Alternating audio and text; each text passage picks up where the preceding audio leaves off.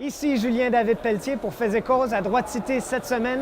Pour ou contre la démocratie directe, nos équipes Sophie et Benjamin contre les Fils de la Liberté s'affronteront en quart de finale. Bon débat.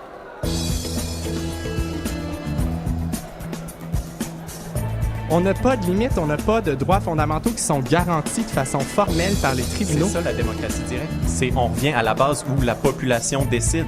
C'est faux. Si vous imposez des bases, si vous imposez un gouvernement de juges, c'est l'inverse total C'est faux, de la démocratie directe. C'est faux, la C'est le démocratie gouvernement des directe juges. est différente de la démocratie représentative, mais tous les deux peuvent tout simplement coopérer avec un pouvoir judiciaire qui est en mesure. Vous avez par exemple des exemples dans des États où on peut faire des référendums sur toutes les questions qui ne touchent pas les droits fondamentaux, qui, elles, restent juridiction exclusive des tribunaux, parce que la démocratie directe s'oppose à la démocratie représentative, pas au pouvoir judiciaire. Sauf qu'il y a un problème là de vouloir mettre une démocratie directe, une démocratie totale, mais pour les enjeux les plus importants, remettre ça au pouvoir de qui? Remettre ça au pouvoir des juges, l'instance probablement la moins démocratique de notre système.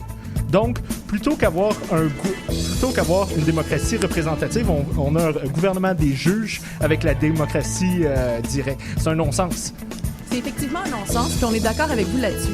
Cependant, le modèle qu'on propose, c'est pas un modèle où on a d'une part les juges et d'autre part les citoyens qui légifèrent comme bon leur semble sur tout et n'importe quoi.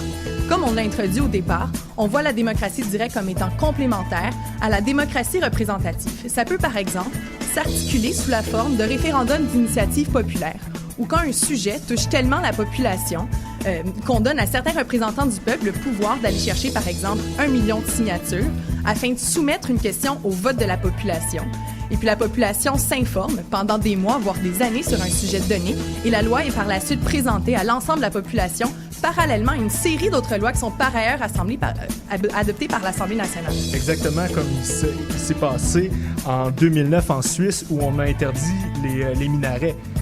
Ce n'était qu'une partie du débat de vendredi dernier. Pour l'écouter au grand complet, vous pouvez vous rendre au droitecité.info et évidemment voter pour votre équipe préférée. Vous pouvez aussi nous suivre sur Facebook et Twitter. Quant à nous, on se retrouve la semaine prochaine pour un autre débat de Droite Cité.